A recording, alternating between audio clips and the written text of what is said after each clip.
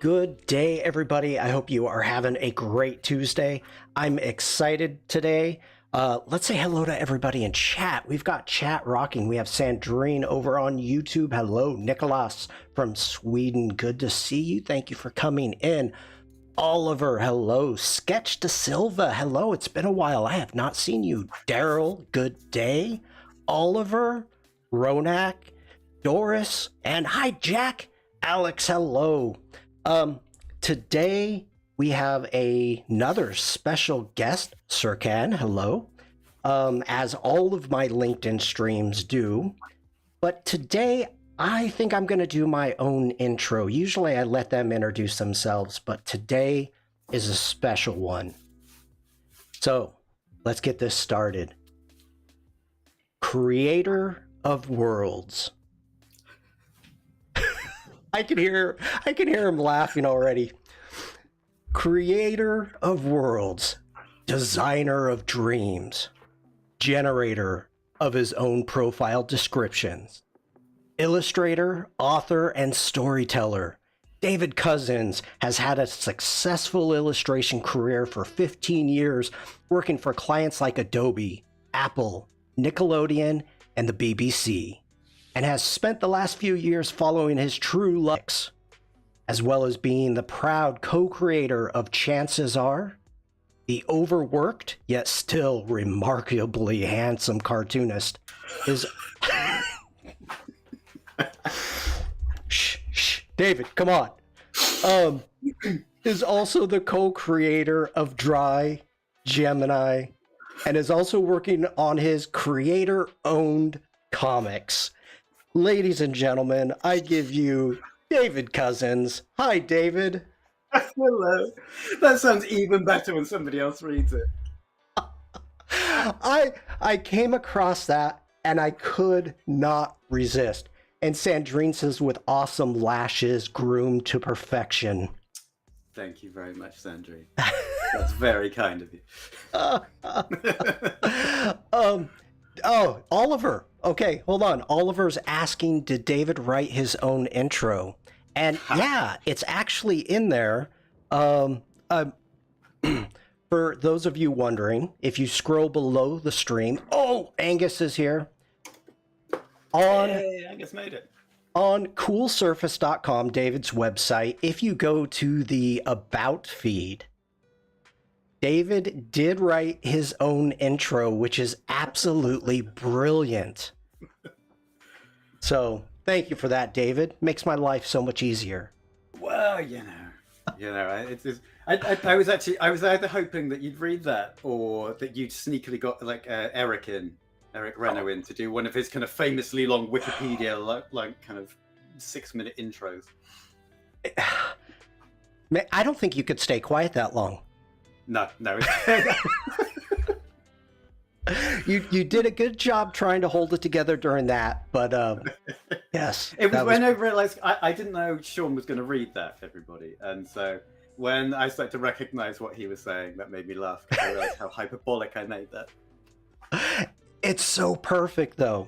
It's for the people that know you. Now, first off, I know yes. I have a lot of people within the community that are relatively new that may not have gotten to know you through the Adobe Live streams. Oh, sure, yeah.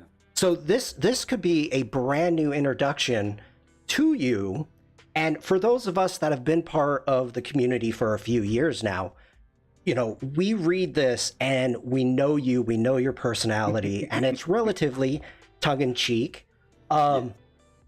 And anybody new coming in that may think this is egotistical or something of that way, it is, but David is worth it. yeah. Okay, Oliver says... people know what they're in for. Yeah, oh, totally. Oliver says, I see David has one of his Make Art Not Content t-shirts on. I have mine on too.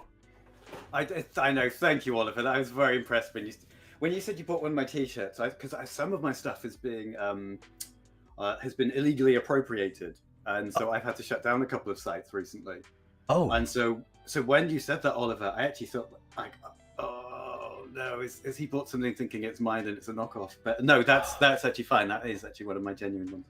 So that was really good. Oliver did share the link to your t-shirts. I showed it at the end of my stream, I think it was, last week. So, yeah. But no, thank you for that, Oliver. That's really nice. Yeah, I thought I'd show it off because, like, Shawn said to me, like, you can promote as much as you want, and so I thought, well, okay then. Well, I've got these fine t-shirts. Hey, you know what? This is the whole thing with Relink is we've missed you. We missed, you know, I mean, to be honest, everybody, David is one of the sweetest individuals that I've ever met, and it shows how wonderful this community is. And to give you a little story, Christmas Day, I got a message from David. I was in Iowa. I got a message just wishing me a Merry Christmas. And David and I consider him a friend, but we don't chat every week. We're not like, we don't chat all the time.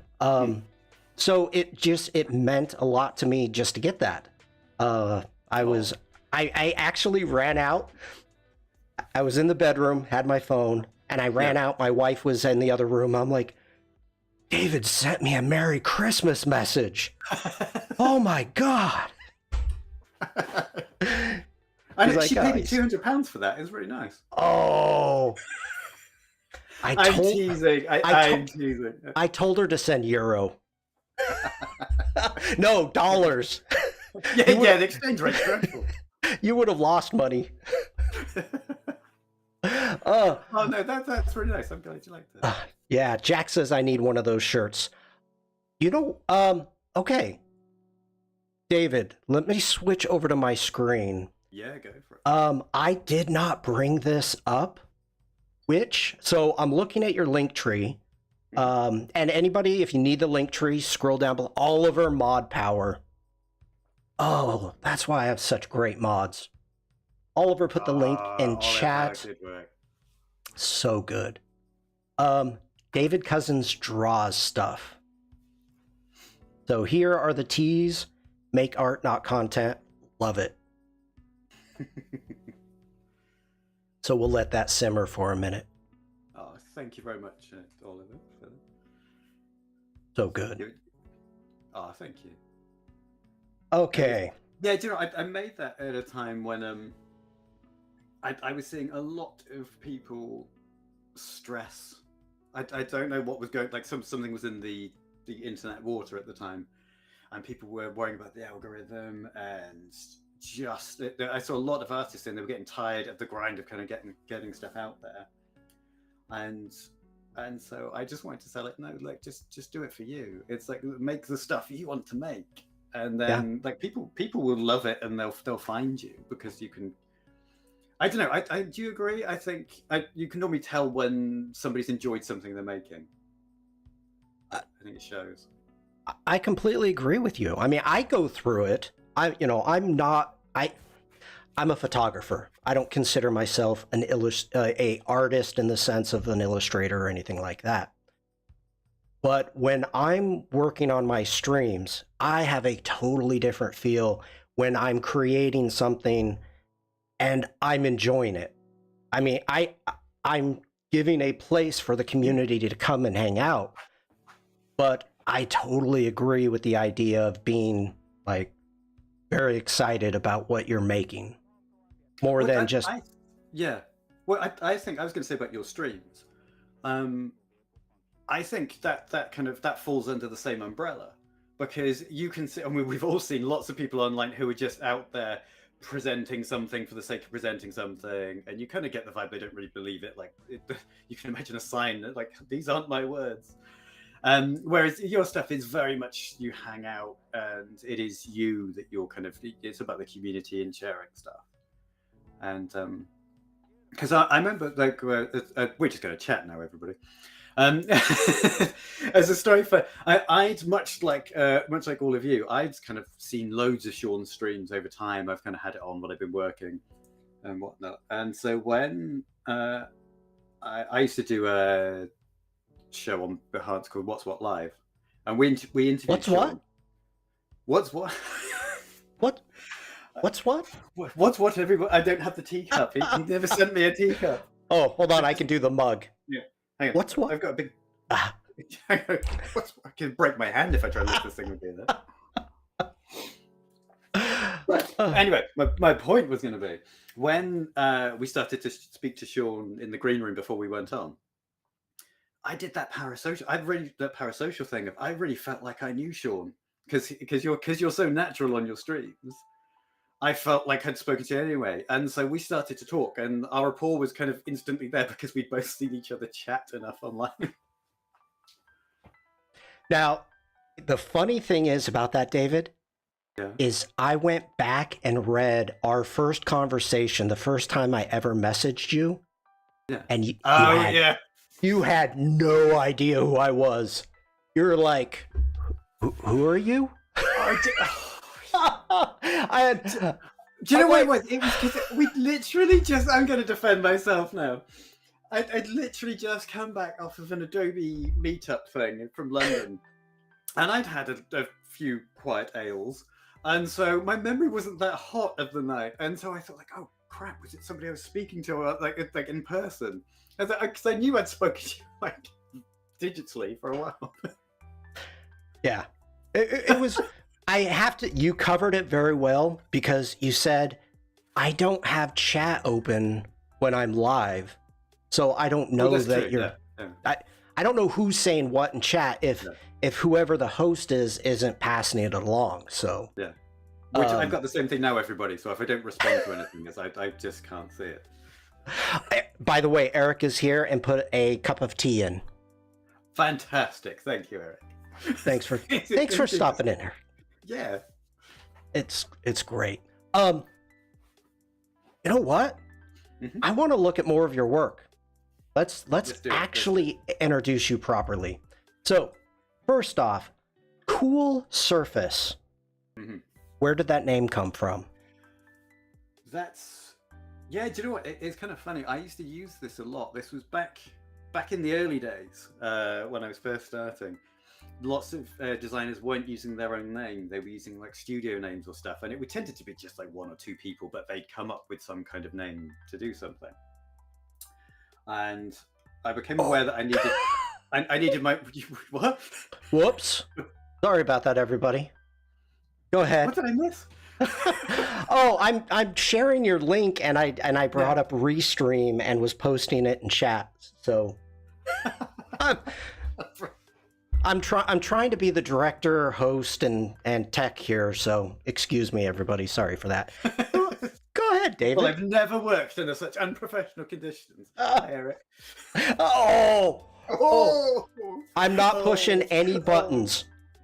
Oh my God. For everybody who knows it, Eric was my co-host / the person who did all the hard work on What's What Live, and so I like to tease him every now and then.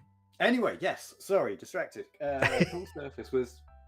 I needed to come up with a name, and I was trying to think of something, and I almost got kicked off of my degree course when I was younger because I had a philosophical debate with one of the teachers who was a very, very serious art is deep and part of your soul kind of person, and I was into comics, and he didn't particularly like comics, and I made the mistake of when he was talking to me, he was kind of having a go, and he said something about kind of derogatory about the work I was making, and I said in the way that you can, when you're kind of in your early 20s and you don't really think about diplomacy too much.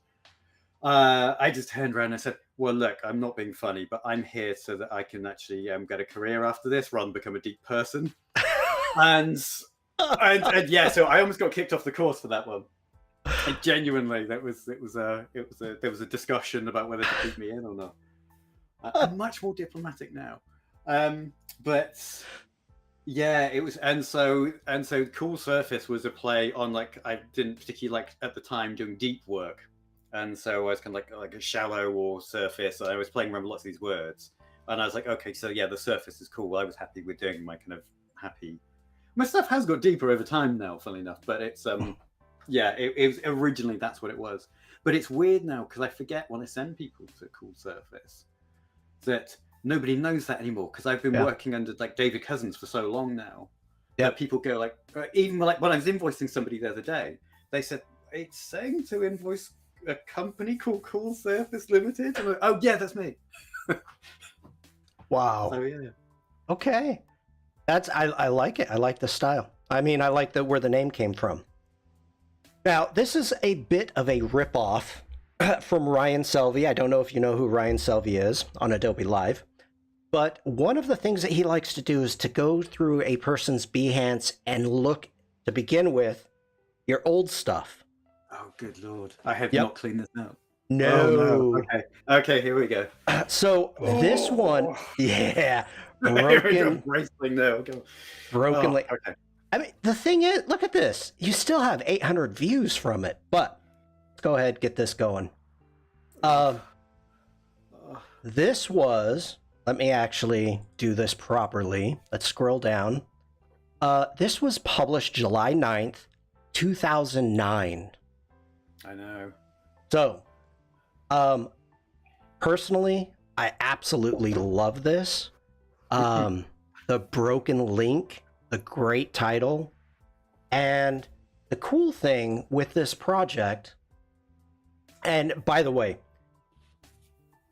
horrible presentation of your work. We're close enough. I can tell you this. Like, I'm squinting. Like, what does this say? So,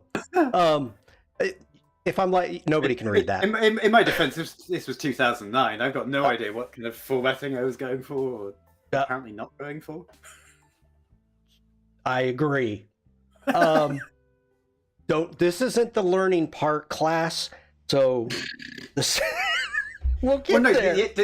The thing we're teaching everybody here now is to occasionally curate things and to pay attention so that this doesn't happen. So that I can't find it later on. Yeah. Okay.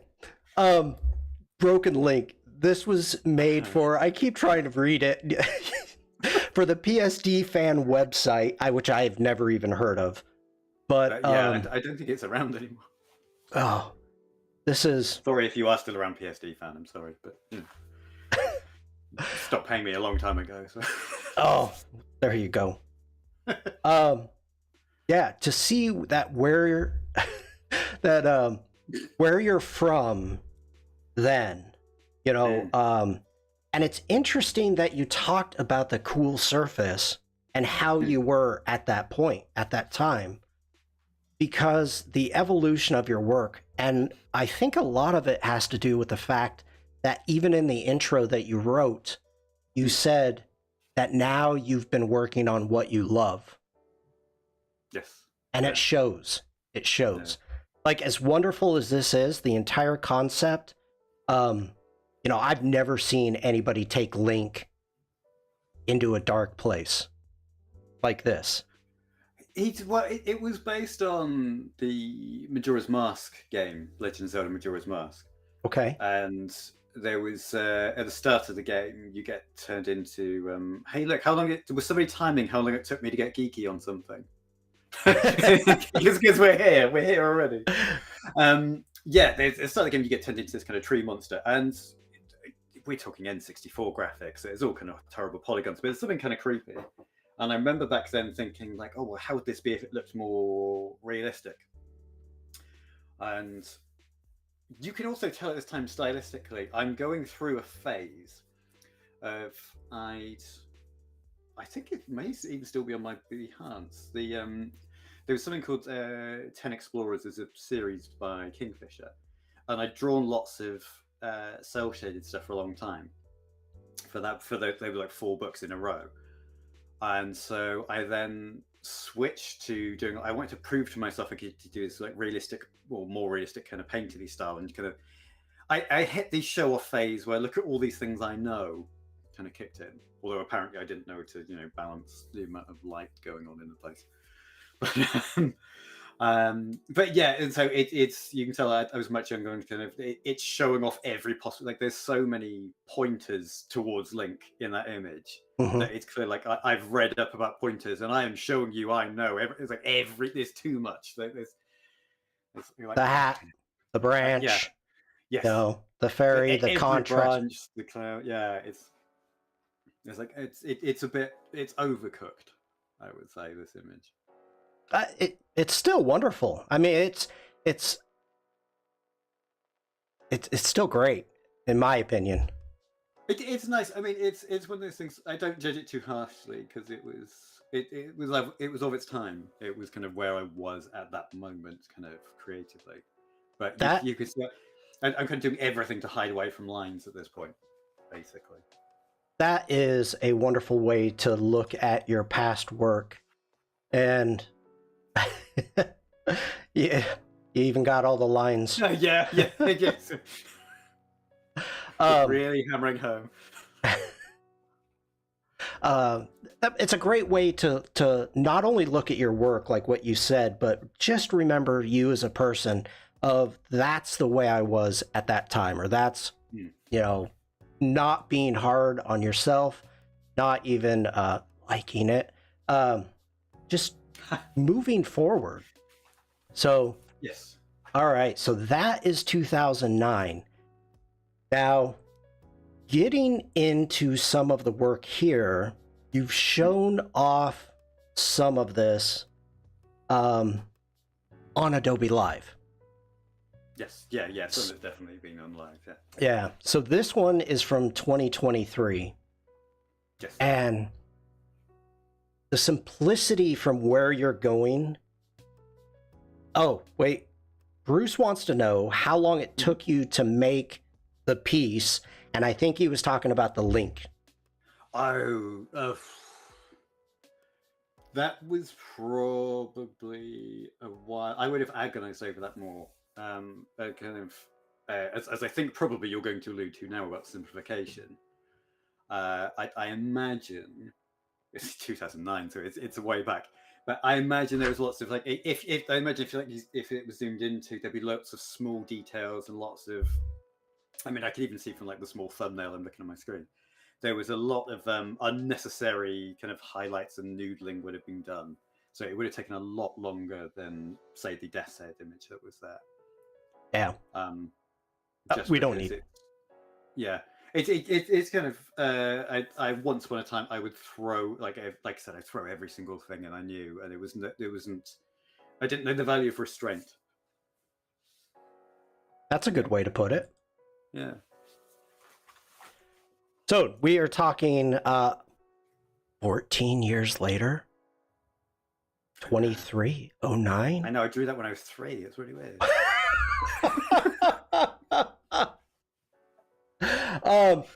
That's a bit of an inside joke, but I found, yeah, we'll let it go. I told David he was 13, so yeah. And I accepted that. But were you saying mentally? Because I mean, that's actually not so. Over some toys, which kind of maybe backs up the mentally 13. No, here. So everybody, specifically, we ended up composing this just so you can see David's toys and also his books. So Angus, this one's for you. This view. Okay. This is just, it's such an amazing process to see. And I got to tell you, anybody new here, if you do not know David's work and you haven't seen, let me bring this up because this is quite important.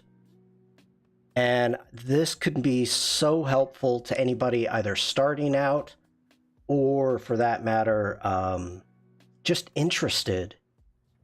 So, all right.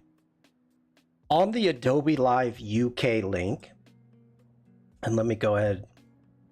I mean, all of you probably already have this, but if you scroll down, David has been on Adobe Live maybe 6 times. could be. Um, Yeah, there I am. There's one. well, this was 9 months ago.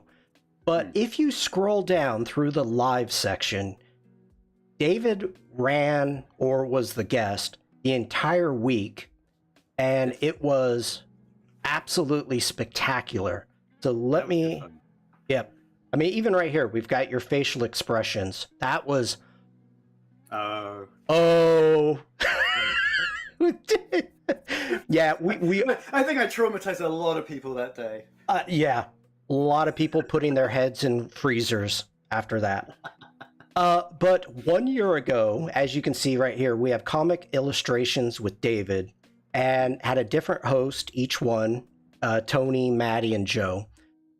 I highly recommend going to the Adobe Live YouTube channel, Adobe Live UK.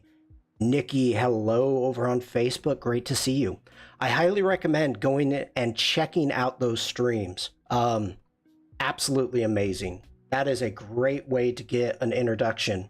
As right there, you're talking about how clothing falls. Yes. Yeah. I brought props. Well, that's your sleeping blankie. That's in case I got tired. These streams are too long. I just need to take a break. Okay. But so this was last year, your work, and you have been sharing on your Instagram. Let me bring this up. Absolutely spectacular the way that you've given yourself up, if that's the right way to talk about it. The idea that you are showing your process here with the Optimus Prime going from your line work, which is just amazing. I have a story for you, David. Give it for everybody. So this weekend, I was all excited because I was going to have David Cousens on Relink. So, no, I'm serious. So there's one comic book store. It's an American comic book store, and it's got everything. So I walked in, and I'm like, I want to buy something so that when you're here, I can say, "Look what I got." And I was so overwhelmed. The clerk, she was like, this young girl, she's like, "What is wrong with you?" And I'm like, "Oh, okay." So I told her, I'm having this illustrator on. And she's like, "Really?" I go, "Yeah. Do you know him?" And she's like, "No, I haven't." I said, "Well, hold on." So I brought up my Discord and I showed these three pieces, this one, that one, to the flat color, to that one. Yeah. By the time I got here, she was screaming. She was like, "Oh my gosh." And she was yelling at other people working in the store, like, "Come here, you have to see this." Oh, wow. Yes. So I thought, I was like, dang, okay, that's pretty impressive. What question have you asked many times, Oliver? I'm not, very vague. All right, hold on. We do have a specific question before we get into your new work. Sandrine is asking for David. Apart from American comics, is there any other comics or graphic novels that inspire you? Oh, yeah, absolutely. I mean, this is going to slightly tie into my answer for when we talk about my newer stuff. I've recently discovered, it was always there, but I've started to look at a lot of manga stuff, and I saw some things, and like the energy in it just blows me away, and so I've been absorbing a lot of that into my work, as you may tell, with the speed lines, for example. Or something. It's kind of really, really full on, and I'm embracing there's like a chaotic energy that a lot of manga stuff has, and one of the things I really appreciate, and appreciate more and more, I think the older I get as well, is stylization. So there will be things like the artist will sacrifice, like, say, the reality of something.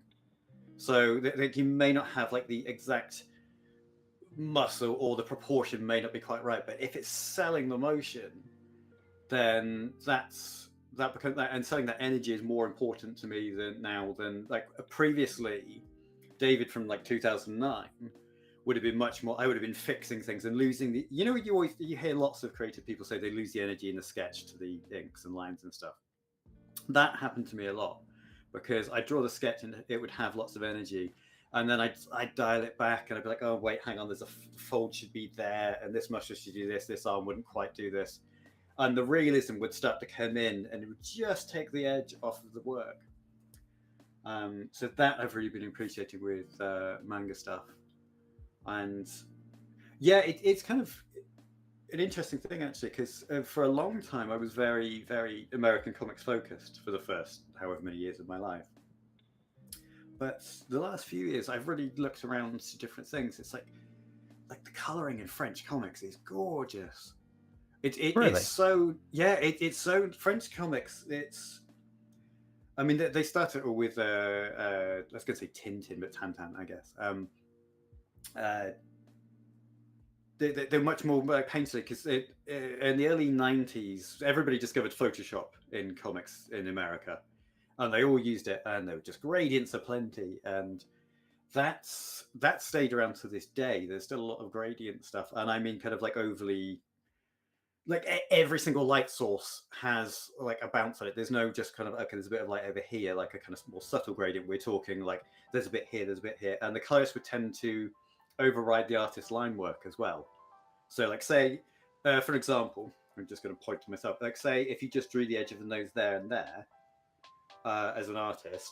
Okay, point one more time, okay, please. Okay, so just the edge here of my nose there, and then the line for the nostril there, and you drew that. A lot of times I'd see that, so they've just suggested the nose, and then the colorist goes in and decides this is where the nose is, and creates all this shading and stuff, and really overly renders it, almost nuking the line work. Whereas the French stuff, I don't know whether it's just the sensibilities or whether there's more artists coloring their own work, but it can be much more subtle and really nice. But so yeah, recently, it's certainly in the last 8 months to a year, I think, possibly Sandrine, I've been looking at lots of other stuff, because I want to keep improving and learning and kind of switching stuff. I want to make stuff that I find interesting to look at. And so yeah, a lot of, I mean, I've been buying manga books by the box load. It's driving my wife nuts. It's just turn up. She's like, oh. We have a question now. Mafu is a manga art illustrator. Yes. In chat, and Mafu is asking which manga? Is it manga? I think it's manga actually. Manga. I think it's okay. I think that's an English thing to call it, manga. We just read words very much how we would read them, and then don't think about it. No, it'd be manga. What stuff? I liked a lot of. Oh, you can't see this stuff. Dominion by Masamune Shiro. Dominion Tank Police. That's really good. Like his Appleseed work as well. I've got something fairly new called Gachiakuta, which is by, I can't remember the name. Oh, I've got it over there. I've got a whole load of books here, a whole load of shelves that go right to the floor, and I've got a whole second lot in the next part of my studio. Yeah, there's a new one called Gachiakuta, which I really liked. And I cannot remember the artist's name right now, which is really buggy, but that's new. That's only just getting English translations. So I've ended up buying a lot of German translations just for the artwork. Because that's I don't know why there's a lot of German translated manga gets across here, and so you can pick it up relatively cheap, and I don't know why specifically, but yeah, I've got a few books which have just got for the artwork, but I've got very little idea of what the actual nuance of the plot and words are. But yeah, one other, before we continue on, one quick question from Daryl. Does David do traditional media, paintings, oils, watercolors? in your style? Do you do any traditional work? Occasionally, not nearly as often. I used to be, again, probably until about a year or so ago, like 100% digital, and since the evolution of my stuff, which so apologies if you're new to my artwork. My artwork used to be very clean, kind of like a very animated, very similar that you find on a cartoon. It was very very clean line stuff. And I've started to embrace much more messy artwork. And it kind of got with a few texture brushes, like in Photoshop or Clip Studio. I'd let the pressure sensitivity go up, and so they get. It was once I started to embrace darks, because I saw Mike Mignola's artwork from Hellboy, and I was always too afraid to do it. Like my oldest work, if are you on Behance now? I'm on your Instagram. Your Instagram. Do you want me to jump over to Behance? Well, I can show, yeah, if you go over there, then I can show, if you scroll down to bottom, because I know it's not been curated, it's going to be there. You can start to see how, like that portal image, for example, if you scroll up a touch, two up, yeah, that's the one, portal, the woman with the thing. Ah, yep. There's no black there at all that I've painted on, like every single, even where there would naturally be, I was almost afraid of black, like it would lose the detail or something. Right. And once I finally got over that fear, I had to have a few temporary layers of black where I would like add them and then draw the black and be like, okay, no, that's fine. I've not screwed it up horribly. I started to enjoy the feeling of being bolder with it and less precise. And so then I intentionally now use brushes that have a lot of variation in the pressure sensitivity. So I can't and if there's an accident, I leave it in now, much like traditional stuff. And so, yeah, it was one of those things. I started to get back into traditional stuff, and I was like, okay, you get a lot more imperfections, and I kind of like it now. With yeah, like that's a good example of previously everything was very very tidy. Yeah, I mean that's all coloured with. That's so tidy as far as not being expressive. That's coloured with the lasso tool. That's entirely all that shaded. Wow. That's been, yeah, that's all been kind of like drawn in and filled. Like that everything is like a selection that's been filled there. I mean, your muscle, the tendons that you've got going on, is the anatomy is great. You've always, all your work that I've ever seen, your hands, the usage of the hands, just the expressiveness of the hands, you've always been really good at. Very impressed. Do you know, my wife teases me about that. She's like, if she sees occasionally, like, I'll open a comic and there's a character doing this, and she's like, oh, look, they're drawing your hands. Oh, thanks, honey. Yeah. It's like, I'm like, see, other people do it too. Not just me drawing crazy hands. Yeah. Well, this is when somebody says that to you. Nah. Oh, whoops. Sorry about that. No, it's. Oh, that was sci-fi. That was good. Yeah. Mac stuff.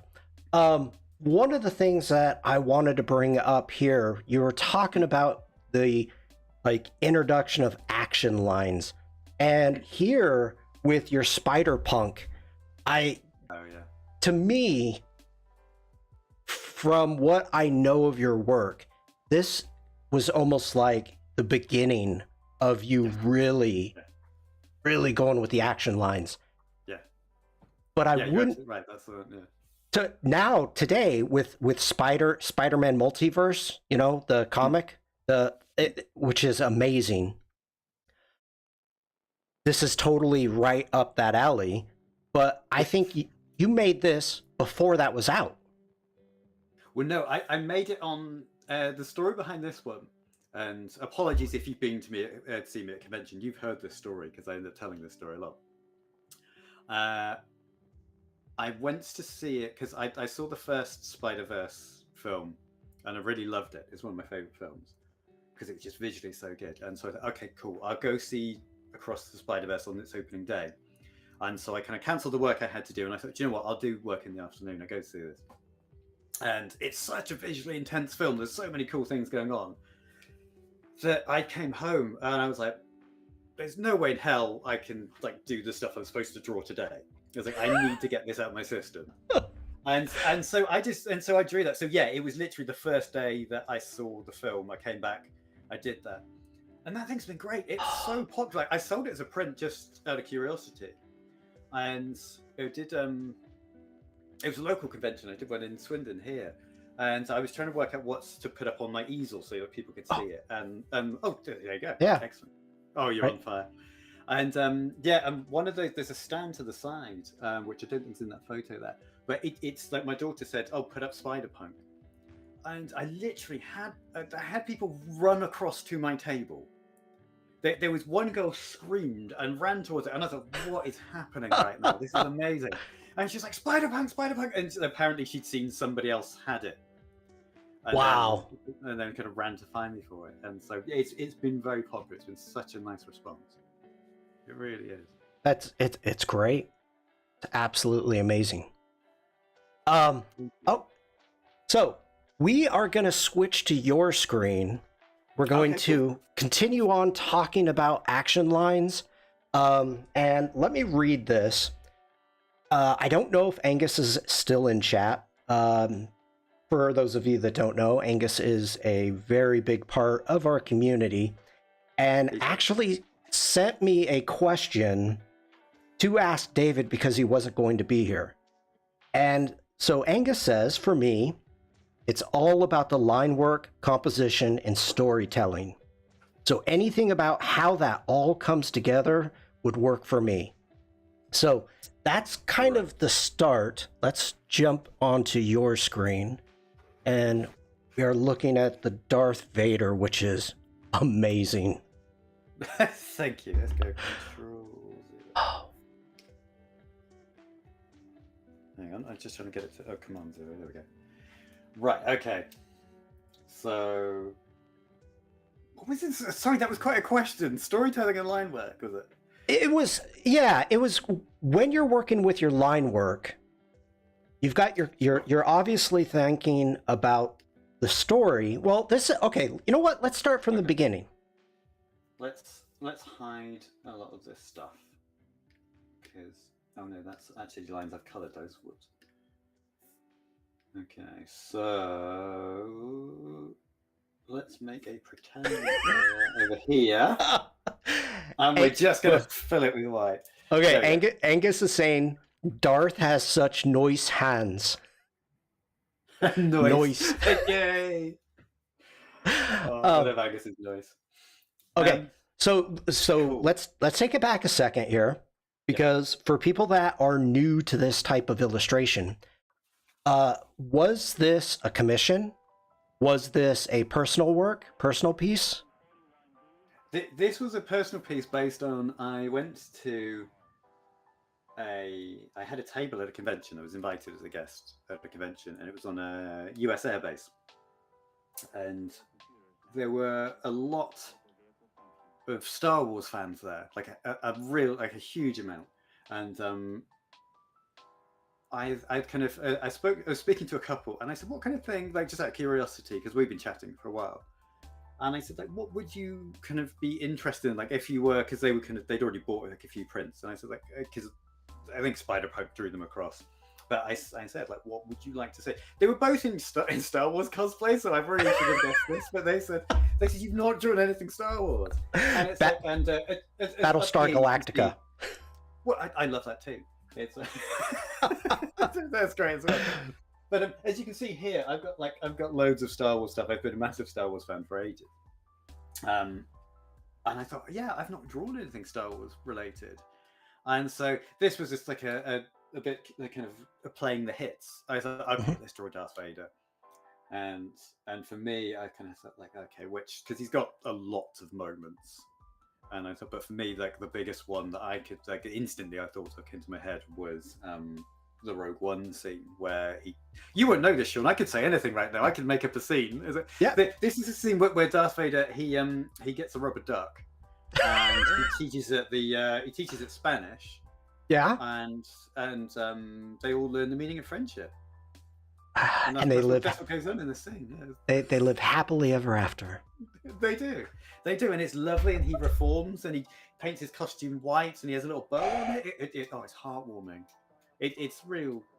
You- like touching stuff. Okay, hold on. Before you continue, for everybody that may not realize this stream was born by one simple thing that David said to me. He says, "I'm going to teach you how to be a nerd." Well, we were talking. It's Shawn is a fantastic streamer, but one of his weak points is he doesn't have much nerd knowledge, and Yep. I do, and so I feel need to share this. I feel need to share this so that we all have a richer experience. And it makes me so happy. It does. I'm really trying. So here's a major problem for me is for me to actually educate myself with some of these movies. I'd have to watch them, and that means my wife cannot be in the house. she would any time at all. It is like anything sci-fi at all. She's like, no. And I'm like, no, but trust me. No. Then we get done watching. I'm like, you liked it, didn't you? And she's like, yeah, it was good. Yeah. But at the beginning, it's always just no. Okay. I did that with my wife with the original, not the original, the remake of Battlestar Galactica from the 2000s. Oh. I was watching that, and then my wife was like, what's this nonsense? And I was like, look, shh, I'm watching it.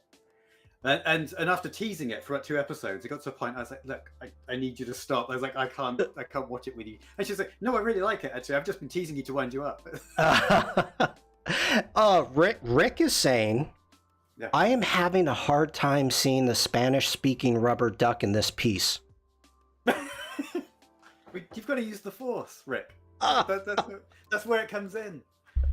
You use the Force and you see the Spanish-speaking duck. This is the pivotal moment where it all happens. Why do I feel like I'm getting thrown under the bus here? And please, Rick, send your complaints to Shawn Kozel. You can't find me on Behance. Oh, wait. Okay, let's reel it back in for the moment. You knew the stream was going to be like this when you asked me on. Oh my god, I hoped it was. You imagine if I was really serious and really was like, oh no, I'd like to talk about like illustration and where we are. Yeah, we just lost like 30 viewers. I imagine somebody thought I was having a stroke. I suddenly got very serious. Okay. I'm off. So, okay, back to the American cosplay soldiers wanting Star Wars. Yeah. Yeah, and so I thought, I love Star Wars, and then I picked this scene, and sure enough, this print has also done very well on conventions. So this is a scene from, let me guess, Rogue One? Is that correct? Yes. Okay. Hey. See, I listen. The education starts now. Yes. Okay. So Kenobi, if you're in the comments, you can test it. He's here. He's been quiet, which is surprising. Oh, but the general is here. Well, hello there.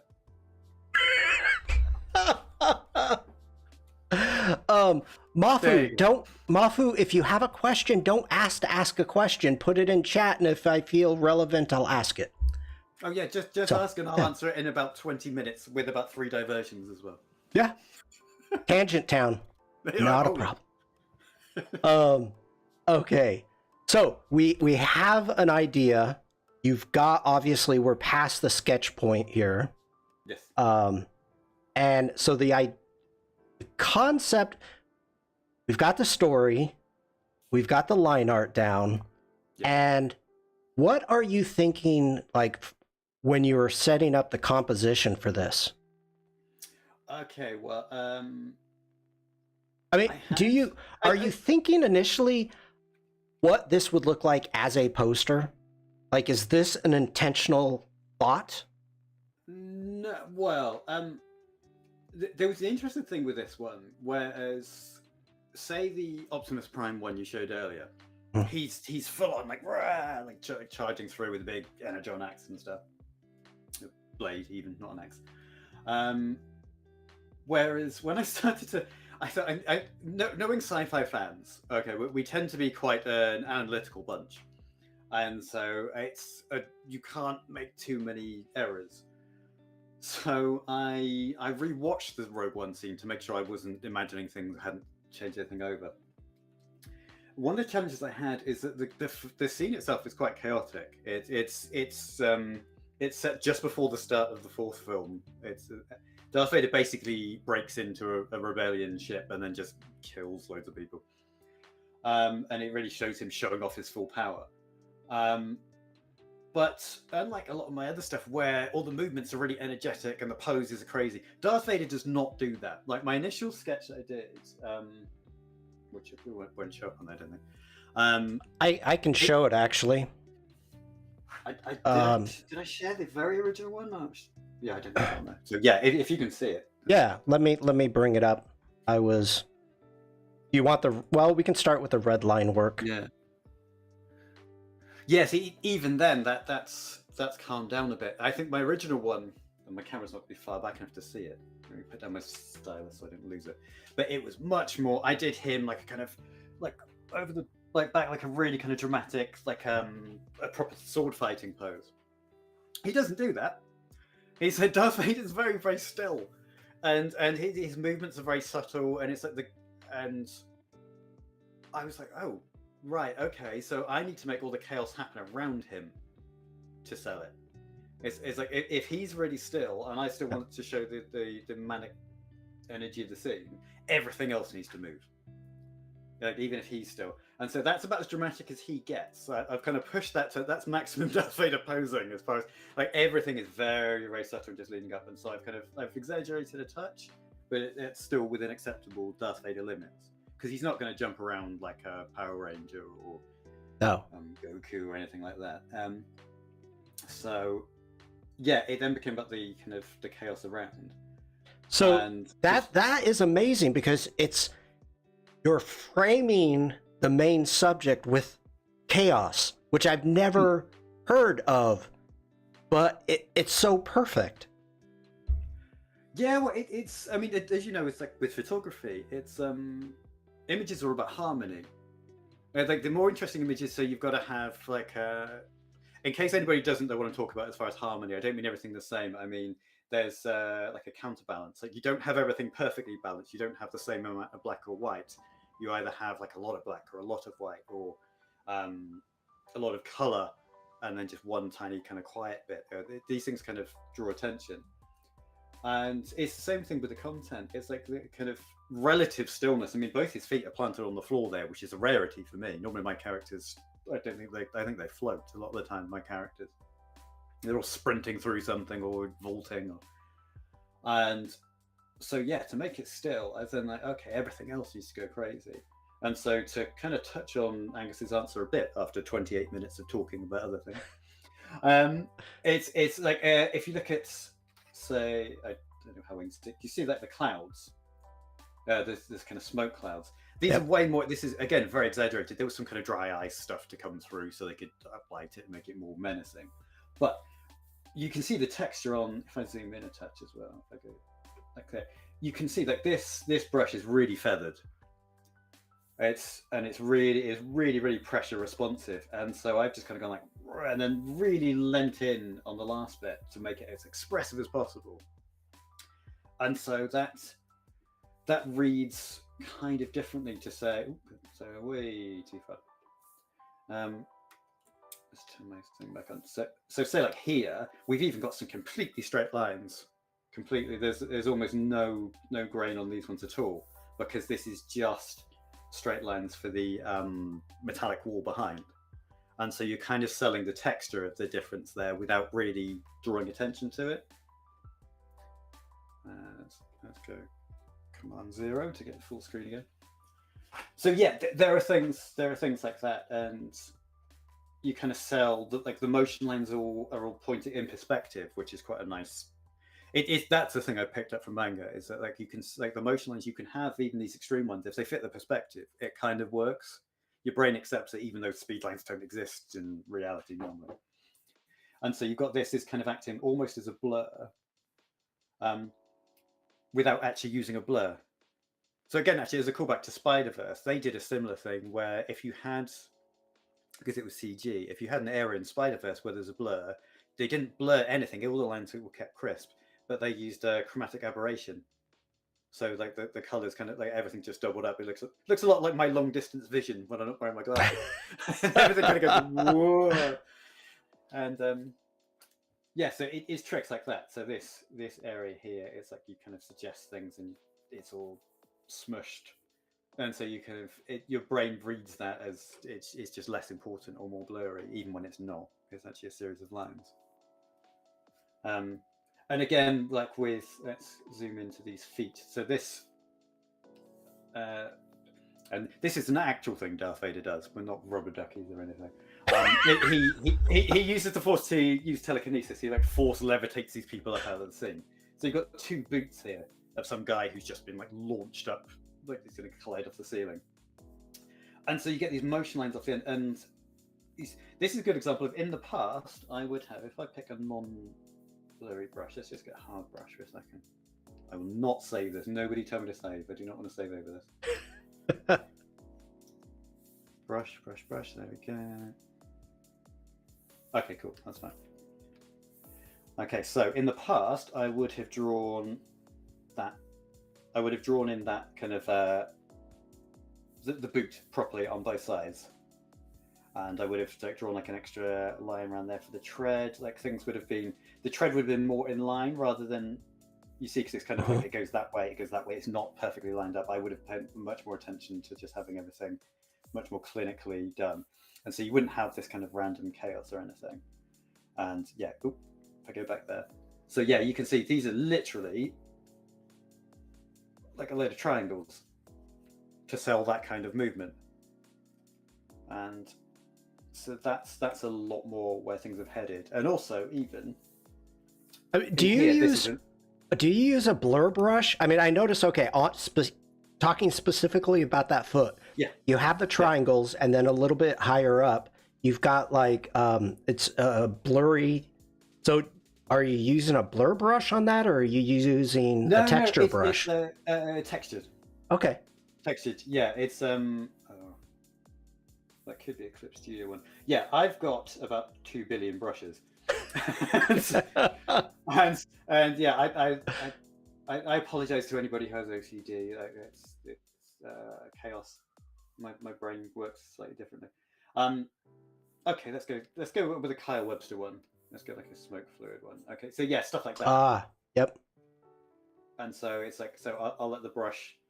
It's all kind of pressure sensitive. Yeah, you see, I kind of really hammered in the pressure there, so it got it thicker.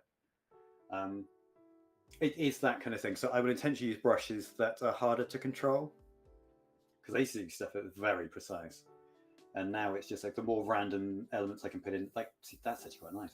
Yeah, that is. I should have used that in this. But save. Yeah, there you go. Save. I'm not saving. But yeah, actually, this is a good example. If you look at like how nice that looks as far as smoke. I mean, do you know what? Kyle's not bad at brushes. He should maybe look into doing these properly. He could get a job with Adobe. Yeah, I think he could. He seems to know what he's doing. But he lives out by us now. He's in Europe. Oh yes, he does. Yeah. Yeah, he's about an hour away from me. Oh, cool. Yeah. Excellent. But that's yeah, and as an example, this is another thing I never would have done in the past, and calling back to Sandrine's comment about like influences with the manga stuff. I love sound effects now. I know there was a mixture of I was reading a couple of graphic novels, and they were kind of, there was a Daniel Warren Johnson who's an American, but he's quite influenced by manga stuff as well. He did. What was it? It was somebody, a bad guy or it was like an anti-hero character who'd been bugging the main characters. By the end of the story, is walking off completely with no retribution or anything, and somebody just kicks something like really heavy, and it flies across. And on one of the last panels, it just, and the sound effect was just karma. And it's like, and I love that, and I thought that's so good. And between that and like on in the first Spider-Verse, when like, somebody throws it and it says bagel and it bounces off his head, which then they turn into a whole plot point. It's like, But just that kind of that stupid thing of like, I thought, yeah, why am I taking work so seriously? And so I love the sound effects thing. So yeah, literally here amongst the stuff, we just got him just going warm, which is the noise lightsabers make. And so I remember, so you shared this, you shared the line work on Instagram, and I was showing it on my stream. And at first, I didn't know what that was. And I'm like, what does this say? I'm like, oh, that's the sound of a lightsaber. Oh. Yeah. It's a trick I missed out on. Like if you do, because I used to go along with the thing, if like the artist draws it and you let the letterer do the stuff, don't take that fun away for yourself. Like being able to integrate the sound effects into how you like, it's so much fun. Yeah, it really is. And you could, and obviously, like you would direct it really differently if it was a less angry kind of image. It would be, you could like make it, but it still integrate really well. It's good fun. I agree. We have a question from Mafu. Actually, first off, Kirsty says, whenever I see David pop up on Instagram, it always brings me joy to look at his work. Oh, Kirsty, you're so lovely. I really, really appreciate Kirsty's one of those people. There's a load of your audience I've now kind of considered friends because they're so nice and supportive. And there's so many names I reckon. That was one of the reasons I like your chat particularly, is that there's so many people who I already kind of talk to on a regular basis or kind of appreciate them being around. Well, so no, thank you, Kirsty. That's why I brought you on Relink. I mean, you're part of the community. Okay. So we have a question from Mafu, and it says, I am currently working on a drawing, but I'm working slower than usual because of a new hobby has taken over, yet I'm scared of losing interest in drawing. Is there a way I can still keep what I love and not losing it? Yeah, I'm curious what the hobby is, but I think it's music. Oh, okay, so it's also creative. Yeah. Do you know what? Yeah, that can be a thing because we all have like certain reserves, and creativity is one of them. And I did find, because I used to do acting for a little bit, and I had to stop that because it was dividing my energy. But I will say, because I appreciate you not wanting to lose the thing that you love,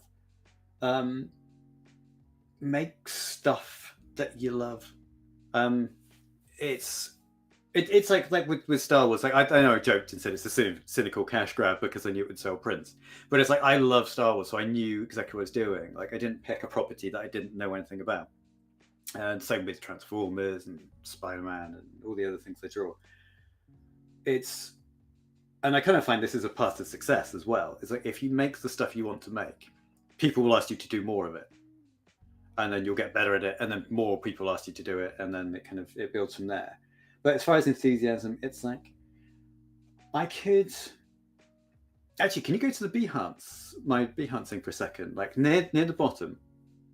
In the ancient, this has been so handy that I was so lax in curating this. Yeah. This is the only thing online I've forgotten to change. Hold on, everybody. Was that me? No, that's me. I lost my OBS. Oh, okay. There we go. Yeah, that picture of the white-haired woman. The white hair, the photo shoot. Yeah.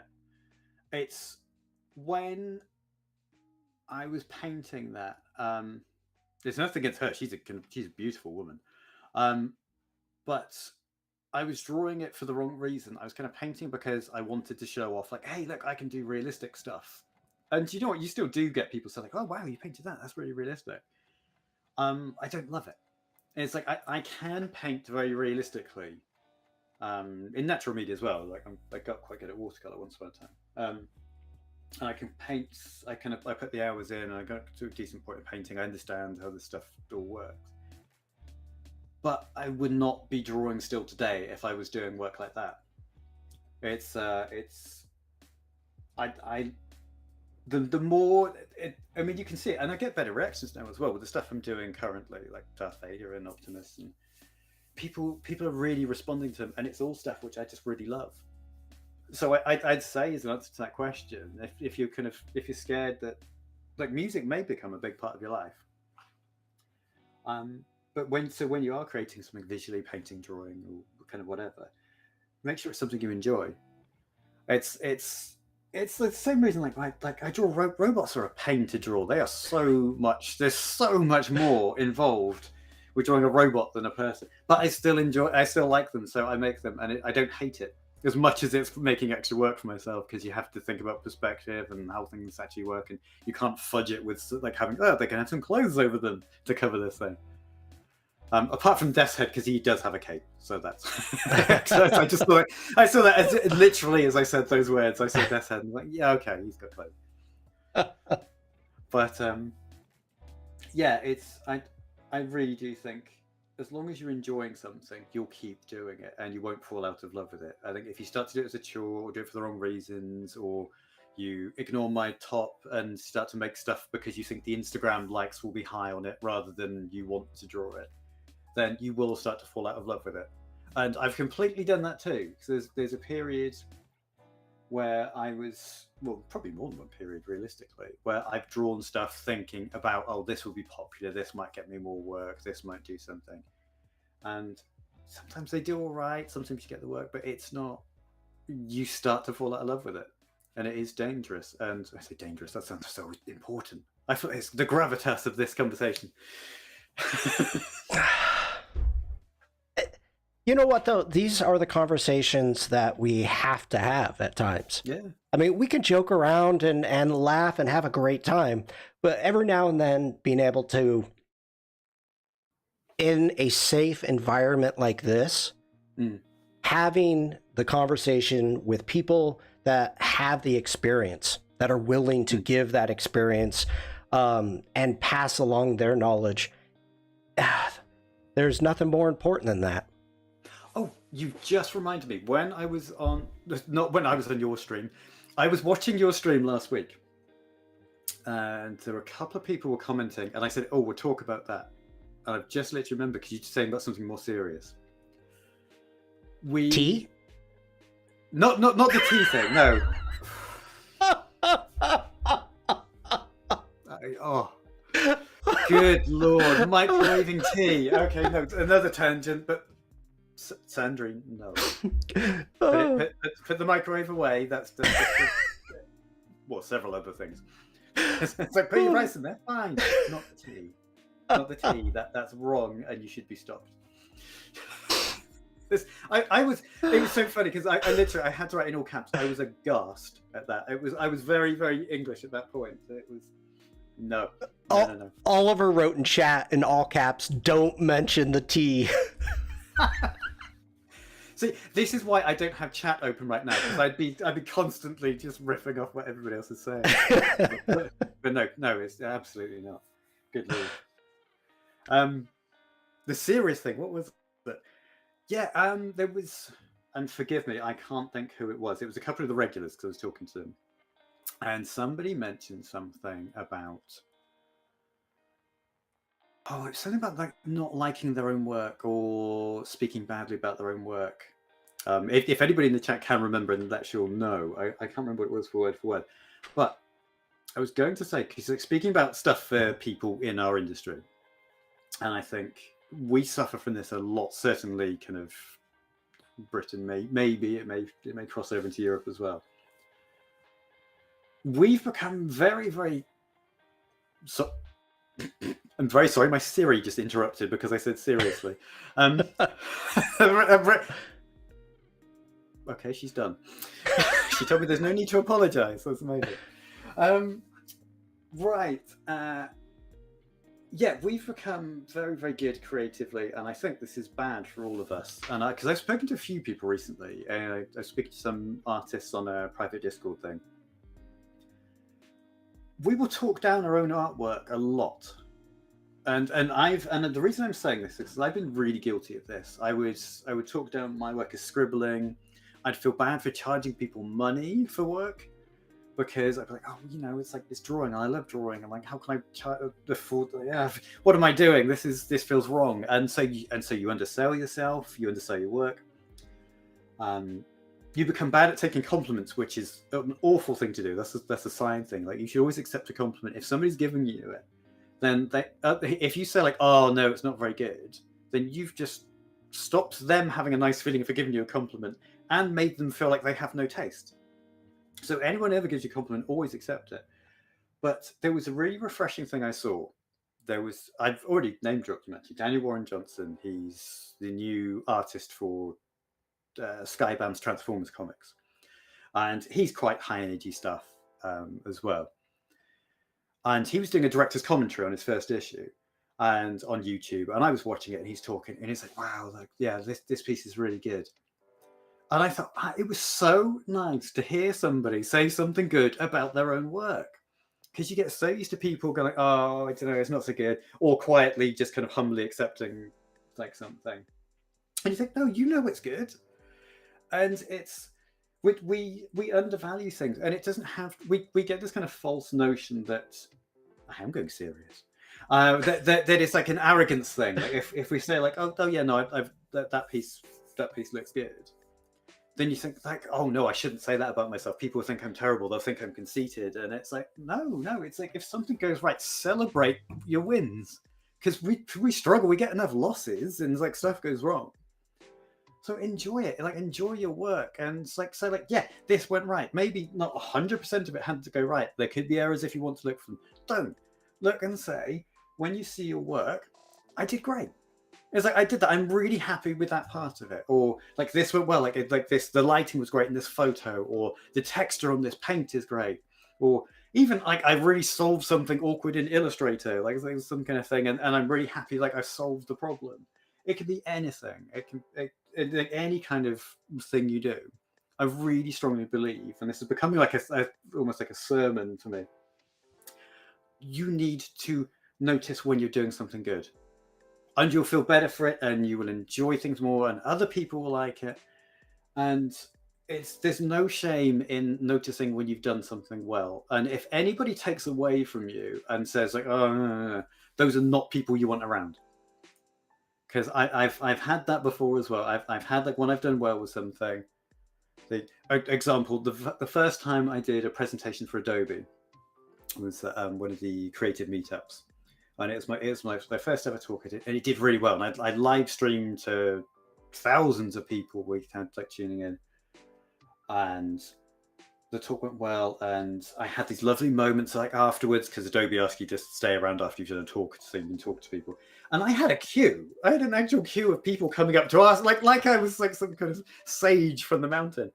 It was like, people came, and they were asking my insight, and I was like, this is amazing. And I felt really good about that. And I came back, and the next day, because I kind of stayed overnight in London, and then I came back, and then I saw some of my people I don't talk to anymore. They were friends. And they instantly started to take away from it, and they go, "Oh yeah, you're kind of fully yourself." And nobody said like, "Well done, I'm really happy for you." And at the time, I didn't realize how bad that was. I was kind of like, "Oh, okay," and then it really deflated me afterwards. And it's something that, yeah, people will do this to you, and you need to ignore it, and you need to surround yourself with people who are like, "Yeah, you've done great," or "You've done like something really nice," or who send you messages at Christmas. Or I'm in love now. I mean, okay, I was before, but it's the eyelashes, right? No, it's genuinely. I think we all need to be nicer to people, and I think we need to celebrate everybody's wins, and we need to find the good stuff people are doing and tell them. Mm-hmm. I mean, it's because I really appreciate it. It's one of those, like we said, like with Kirsty or with Angus or Oliver, like all these people take their time to comment on my posts. I never get to the point where like oh yeah, okay. I'm like, thanks, and I will write the message out every time and just like, thank you, I really appreciate it. And I do, and it's like sometimes, especially if you're having a bit of a bad day or something's not going well, somebody makes a nice comment, and then it can turn you around. It really can. You can just be like, oh, do you know what? I feel kind of inspired again and can do something. So yeah, people, please, because I'm sure I didn't have examples because we were just talking in chat. Yeah. But whoever it was who was speaking back then, I'm sure the work you were doing was great, and I'm sure you've done several fantastic things. And please take a minute just to say you did well. It's like, 'cause nobody's going to think badly of you, and if they do, you don't need to know them. Yeah. It's the people who look and say, like, yeah, that really is nice. That's who you should be listening to. It really is. I cannot agree more. What started the whole conversation in chat was I was explaining for people to like their own projects on Behance. Yes. But Yeah, like there you go. like your own work. Yeah. But now I don't know if you know this about me, David, and my background is actually construction. Yes, yeah. So yeah. I have the way my mind works is a little bit different, but on the exact same thing, for me, I see a lot of artists as being problem solvers.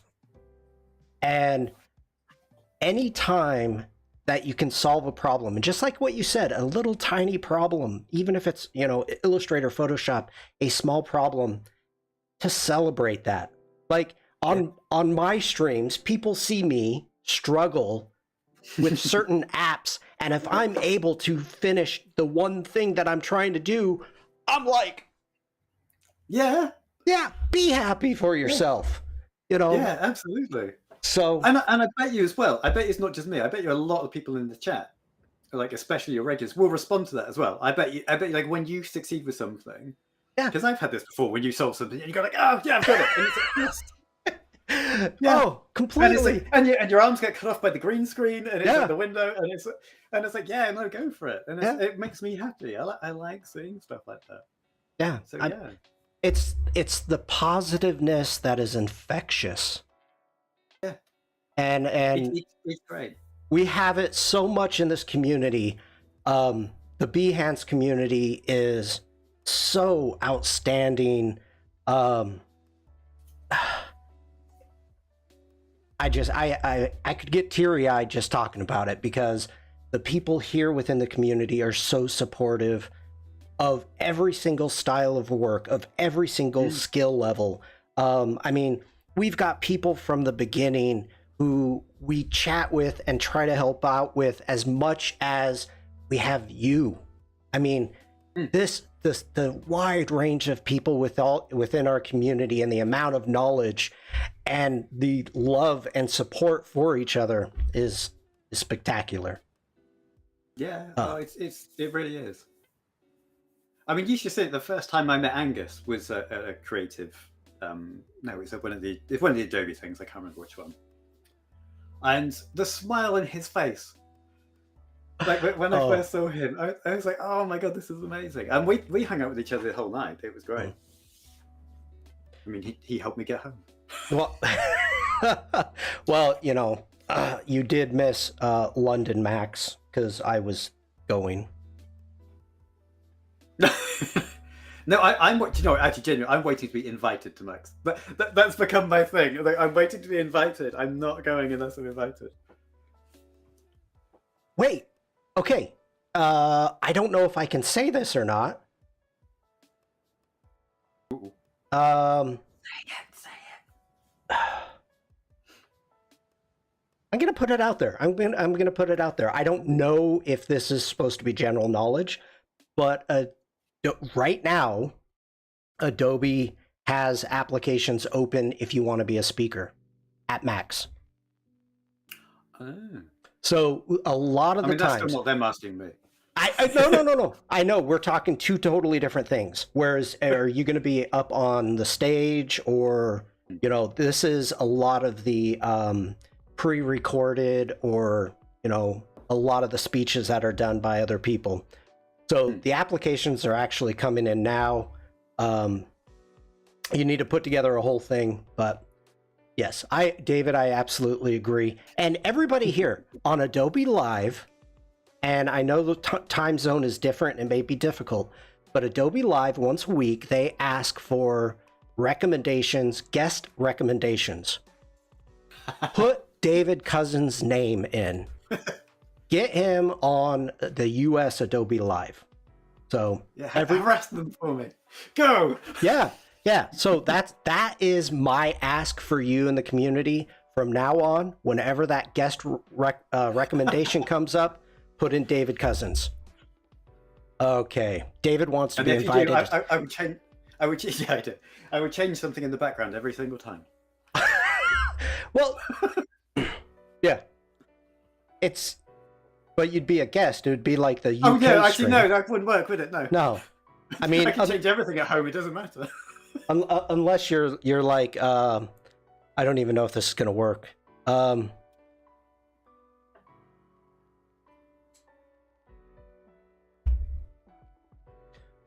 We'll just cut away, and David will put glasses on, and then they'll cut away again. They'll be off. Did you notice I don't have my it? glasses near me. I can't do that. Oh. I put my glasses on. I would also recommend David Cousens. I think he's amazing. And you can trust me because I have glasses. Yeah, I look smart. I do. People take me more seriously when I wear glasses. Or also, they think I'm older. Well, I know I've told this story on Cutaway and Shawn shaves his beard. Actually, yeah, I could do that. I could very quickly shave and then come back, and it wouldn't take too long. Just mute your mic. So the funniest thing, okay, these are my cheater glasses. When I went to London, this is literally all I bought. I'm like, I need glasses. But anyway, my regular glasses, the very first stream I ever did, I'm wearing my glasses because I'm thinking I'm gonna look smart. Yeah. I can't see the screen. I literally couldn't see anything. I was like, the whole time I'm trying to be all like blah blah blah blah blah blah. I'm like, oh god, I'm getting a headache. I can't see anything. Doing it blind with a headache. That's an interesting tactic. I tried. I was like, yeah, I look smart. People will listen to me. No. David, we have gone over an hour. Oh wow. Yeah, this has been absolutely amazing. Is there anything else that you would want to plug? Do you have anything going on right now? Not specifically. I mean, there are various links that you've seen. Like yeah, go to my Coffee or Ko-Fi or whatever you want to call it. Ko-Fi, I don't know. There's lots of arguments. I've never seen a correct answer, a definitive answer, I should say. I've heard it's Ko-Fi, like coffee, but Ko-Fi. Yeah. So, okay, wait. We've had a ton of mentions here, and okay, cool. and I've been missing them. It just wasn't at the right time, so I apologize, chat. But Sandrine, Oliver, Bruce, other people have asked about your book. Have you written a book? Are you writing a book? Oh, wow, God, you guys pay attention. Thank you. That's, man, there's so much pressure on the people who are actually listening to what I say.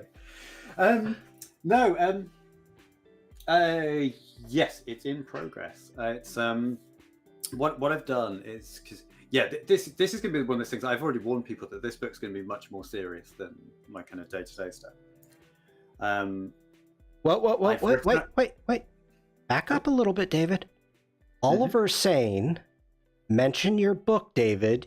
You never mention your book. It's on the shelf behind me. Oh, the digital art book. Digital art book. Oh, that's just, I made that a while ago.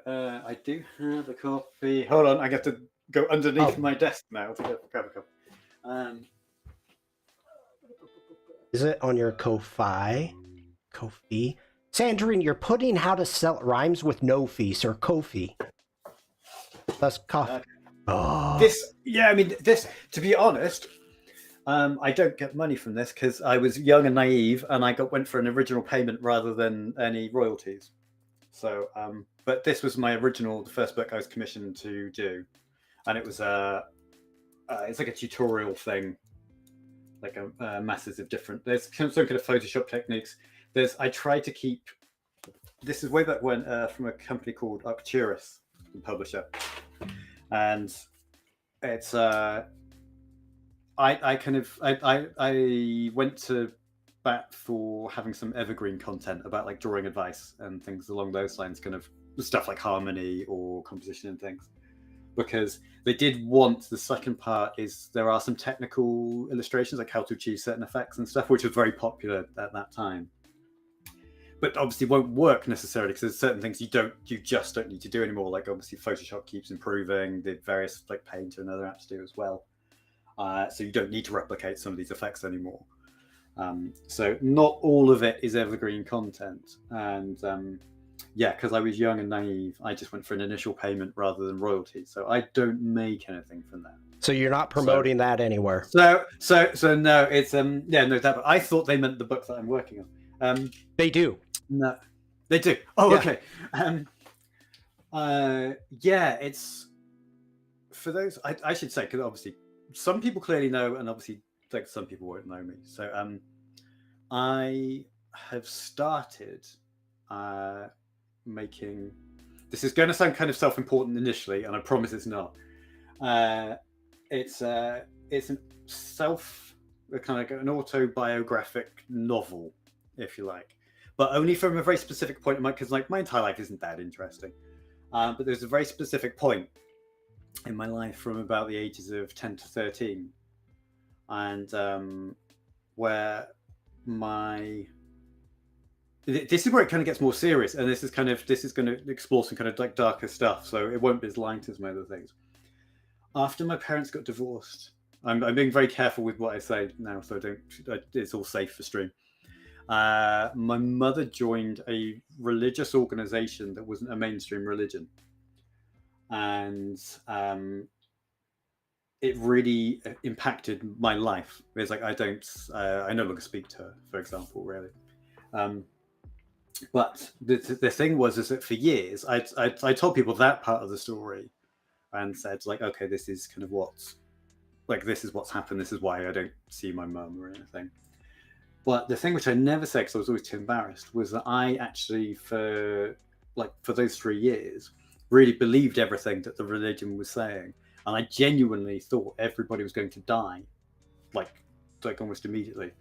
I thought there was like an incoming apocalypse, and so the book is about that period of my life and how that felt, and then how it affected me, and it's and it kind of covers like some of the emotional / psychological damage that kind of like hit me further down the line. So yeah, it's kind of, it won't be entirely dry. Obviously I'll make it kind of, there'll be kind of funny stuff, and I'll kind of like add various bits and pieces, but yeah, that is on the way. I've done what's called the vomit draft, every writers will know, which is just where you just get everything out, like vomit. So it's all down there. I'm currently yesterday I was just kind of structuring it. So it's I basically decided to run it like two timelines. So you've got me from the ages of like 8 to 13, and then also me at 36 when I was having a really bad time, and then me now turns up at the end, because it's I mean, by the time I've drawn it, I'm going to be slightly older again, but from my point now, I'm like 43 now, and back then I was 13, so it's like it's dead on 30 years ago, and that's when I finally felt I could talk about this and kind of made my peace with it.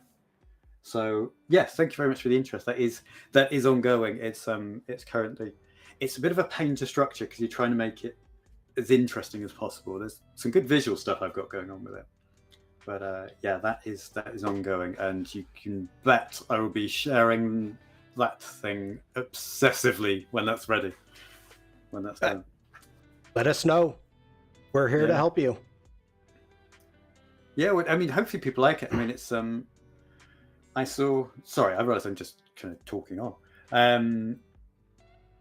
Yeah, it's I've read a few graphic novels last year, and some of them were like really brave, and they were kind of really kind of like open about themselves, and it was kind of guys like, wow, like I've never done anything like that. Ironically, going against the whole cool surface thing, like maybe I do want to do something deep, and I literally it was almost a funny conversation I had with myself, because I thought, well, I don't have anything like this, and I thought like, I mean, I guess I was depressed a bit in my 30s, and then I was like, oh no, wait, that's because of the whole religion thing. And okay, no, actually, I do, have some kind of, I've got some trauma that I can dig into. So Now, okay, Yeah.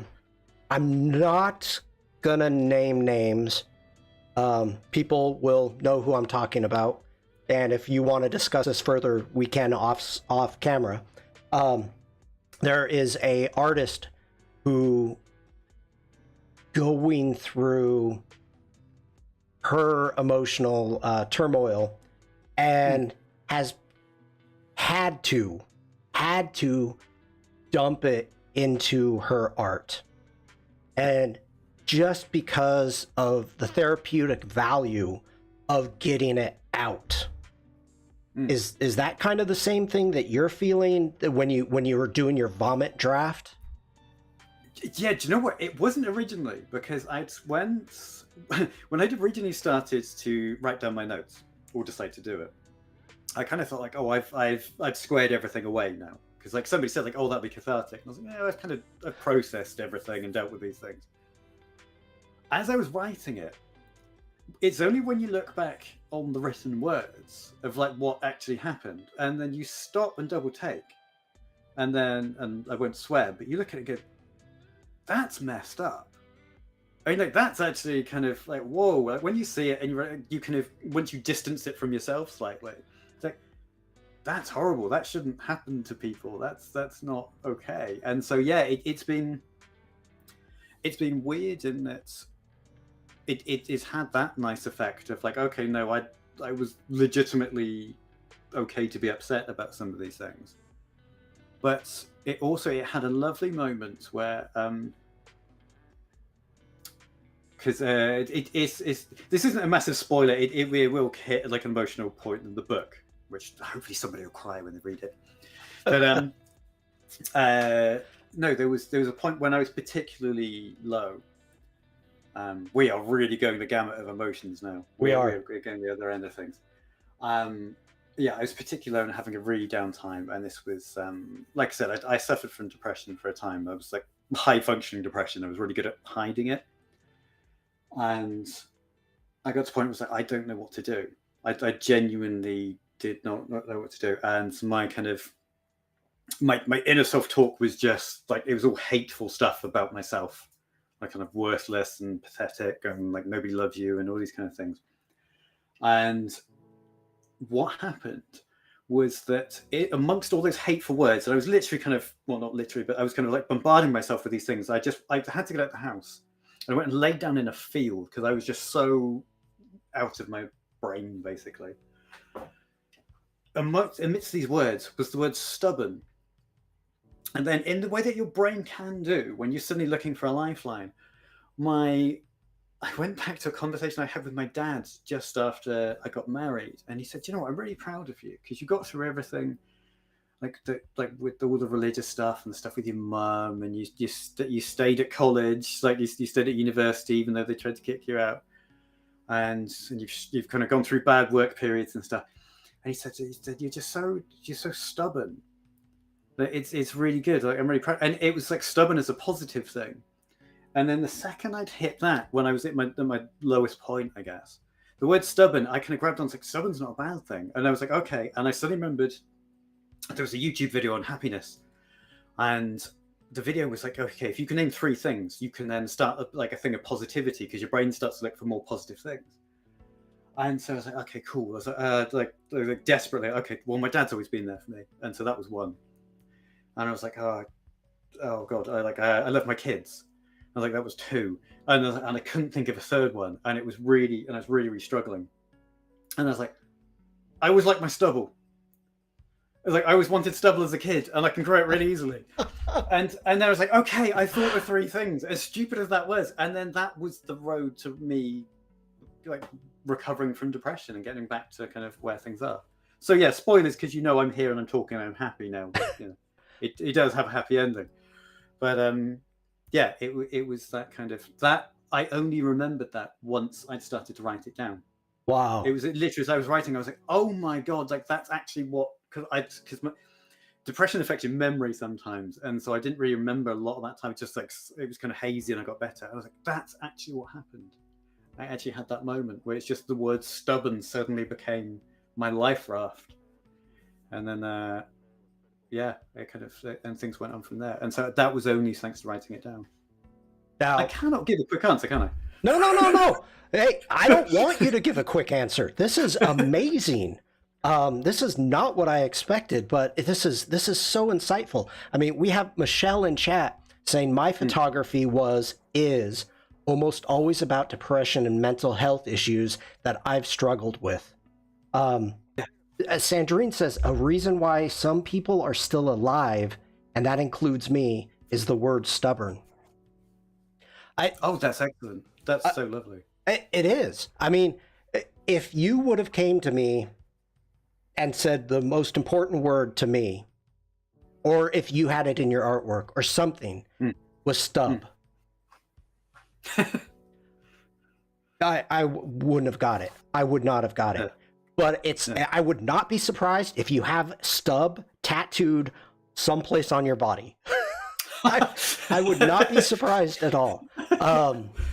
Wow. That's, and I'm not making light of it. I'm celebrating the fact that, being able to figure that out, the stubble. I love that. The positiveness within stubborn. Yeah, it was just so dumb, and it was like, but that was actually, it was so stupid it made me laugh, and it's the first time I'd laughed in months, and it was because it was just so stupid, and so yeah, that's so wonderful. It's becoming a nice thing. It's hard to write, and it is kind of a problem in that, like, a lot of the times, because it's like if you're watching like a heavy film or something, or like a book, or you can think, okay, I've got to be in the right mood for this, and so I know I can't keep waiting for the right mood because it's like, I think it would never get made otherwise. So sometimes I come to it thinking like, okay, all right, here we go. It's like, I've got to go carry on writing this. I'm going to enjoy the drawing side more. I think it's going to be more fun because writing's not as fun, but it's hopefully it's going to be something that, I don't know, I'd love it to help somebody.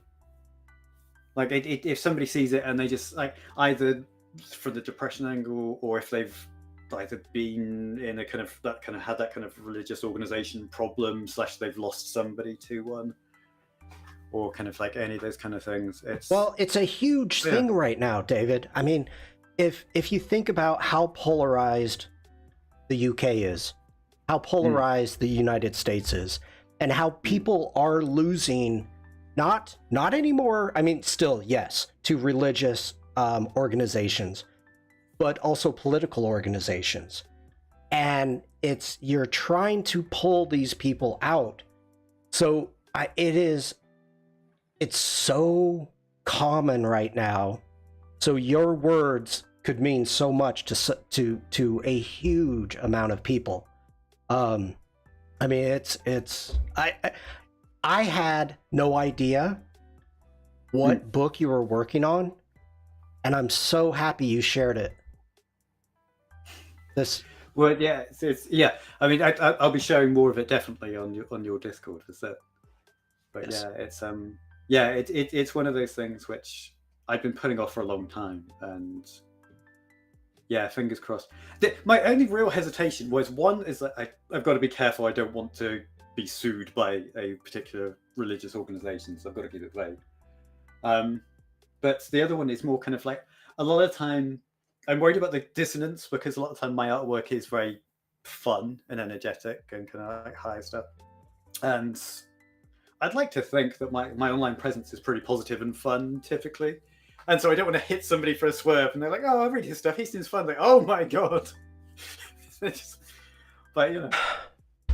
the bravest thing that you can do is to make it public.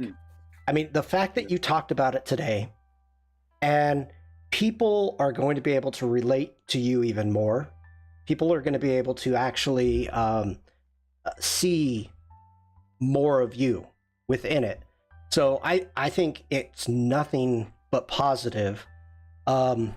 Angus does have a suggestion. Stubborn Stubble t-shirt merch. That'd be very niche.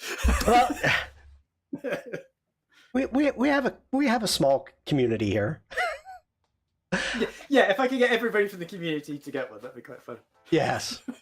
I want to read some of chat. I mean, this is really good. By all means, yeah. Michelle says, yeah, people have called me stubborn. I'm proud to be resilient, and being stubborn have pulled me through. So Michelle, that's Michelle. yes. Okay, Angus missed the beginning of this piece as the boss came in. Okay, we'll skip that. Angus is saying, I think we can cope with multifaceted David. That's a good way to put it, Angus. Thank you. That's a good way. You know, thank you for sharing that, David.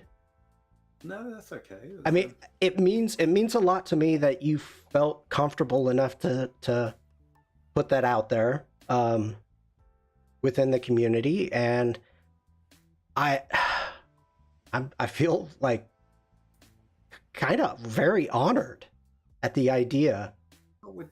I mean, you've like I've said to you before, like yours is like it's yours and like Tony streams that I will watch, and I mean I've known Tony for years, but it's like you've created this nice place, and that's kind of what I felt like when we first started to talk. I instantly talked to you like we'd known each other for a long time, although we'd never spoken to each other, because I kind of you have this kind of lovely, comforting, comfortable, welcoming atmosphere with everything.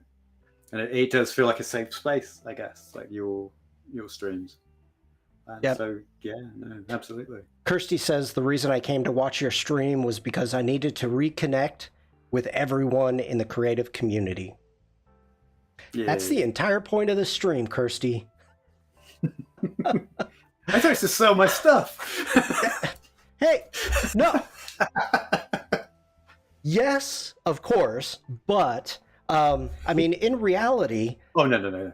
It's the concept, and I said this earlier, is introducing you to people who have not met you yet. You know, the new people within the community. So, yeah. Well, it's nice actually because like, I kind of be a bit closer to the people who, because there are people who I now talk to on your stream who I've not met, you know what I mean? Yeah. They've not seen me on kind of any other Adobe thing, so I would seem like any other person. Yeah. But the thing is, you know, within our community, chat is flying on my streams. It's flying. Chat is so good. And so the interaction that you have with the other people, they immediately, it's like, oh, okay, he's known. He's, you know, he's part of the community. So not only are we very welcoming of new people, it's very welcoming of the people from the past who just, they have a life. You know, this all started during lockdown. And so the idea of people going back to work, people just getting back to life and not having time to be here, which I totally understand. But at the same time, they know they can come back anytime and they'll be open arms. Yeah, so, absolutely. Yeah. Okay. Oh, I got all nice and emotional. I know. Chat, say something funny. Come on. Somebody pay attention. We're going to start crying now. Daryl says, thanks, David. So great of you to take something personal and creatively put out in the world. And then he writes bobbles. Did he really type it like that? No. Then right after that, he put in bobbles. Daryl, you legend. Oh my gosh. Okay. So, Sean, yes, sir. Baubles.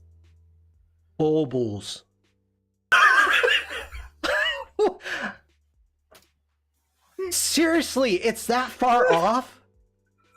Like, it's baubles, yeah, not bubbles. Like bubbles is not bubbles. Like bubbles. What? Hold on. Okay, that's what I'm looking for. Oh, my hard drive didn't wake up quick enough. Okay, I was going to the be right back screen. I was going to come back and have you booted. Stuart says the Babas. tone of whiplash on the sheep on this stream. On the sheep? The tone of whiplash on this sheep. Okay. Not a clue, people. You don't get this with the other guests, do you? I tell you what, you know what? Oliver says we need a stream of David teaching Shawn how to pronounce stuff. Yes. That's 50% of my stream anyway. Oh, that'd be amazing. I couldn't speak, when this stream started, I couldn't speak the Queen's English. And now definitely I can't speak the King's English. So it's still going downhill. All right. I think we're gonna call it a day, everybody. David, this has been absolutely spectacular. Thank you. I've loved it. It's been really fun. I can't thank you enough. Everything from your work, just awesome. Just awesome. So hopefully everybody in chat appreciate it. Remember, Adobe Live, put in guest requests, David Cousens. Oh yeah, just spam the hell out of them. It's every day. Spam them. That's we'll get you on. We'll get you on. And then in between that, go to my coffee and buy some stuff. Oh my goodness. Hold on. So I actually have that up right now. So anyway, you can check that out. Make sure check out David's Cool Surface website. All the links are going to be below the stream, so make sure to click on those links. Follow on Instagram, follow on all the stuff, and don't worry about Behance so much. He's not there, but that's good. That's a benefit for us. I'm in the chat. I'm in the chat normally. When I'm on Behance, I'm normally just watching a stream on the chat. The curation on the art side of things is less attention is paid to that. Well, I tell you what, it was a benefit for us to be able to look at your old work and also jump over into Instagram and check out your new work. So I think that was a benefit. It worked out quite nicely as far as talking about the one place online you can still see my old style. It's fun. Yeah. All right, everybody in chat, I hope you have a wonderful rest of your day. We will be seeing you around on Behance, on the Adobe Lives, and other streams that are happening. Jack and I will be streaming on the Firefly Discord later today. Check that out and give David a follow every place. David, thank you so much. Thank you, Shawn, and thank you everybody who's kind of joined in. It's been really, really nice. I've really enjoyed it. Make sure if you do jump into Instagram onto David's feed, send him some love. Send him some love. Just go ahead, like a project and say hi. Say, I saw your stream. So that's... Actually, yeah. Sorry, we're going. I'm always quite happy to talk to people. I don't feel awkward like you can't say anything. Whether it's in person at an event or whether it's just online, like feel free to say something. It's all good. If you're at an Adobe event and you see David, make sure to run across the room and go, David! Ah! Actually, yeah, please do that. That's hilarious. I would love that. I would genuinely love that. Now, I'll hug whoever does that. I'm going to have to do that at Max. Oh, please do. Yeah. Once I get my invite, then you can run across screaming my name. You'll be on stage and I'm going to get tackled by the security. Oh, man. That'd be great. We go viral. Oh, yeah. I'm in jail, like, looking at my phone. Huh. I went viral. Well, look at how many likes I got. Oh, okay. Everybody, have a great day. David, take care. Have a great day, everybody. We'll talk soon. Bye, everyone. Bye-bye. It's been great. Thank you. Bye-bye.